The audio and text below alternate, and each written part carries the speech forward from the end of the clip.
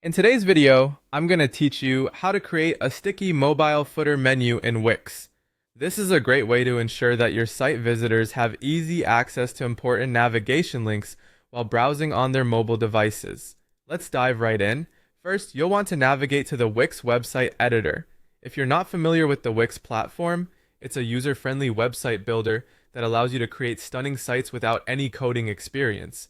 Once you've logged in, open up the site you're working on. Now that you're in the Wix editor, the next step is to switch to mobile view. You'll notice a smartphone icon at the top of your screen. Clicking it will switch the editor from desktop to mobile view. This is crucial because we're designing specifically for mobile users. Next, let's scroll to the bottom of your page in mobile view. Here, we'll add a new section by clicking the Add Section button, then selecting Footer. For our purposes, choose a blank footer.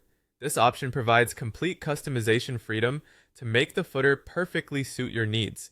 Once you have your footer set up, it's time to insert your menu buttons. Navigate to the Add menu, and then choose Buttons followed by Text button.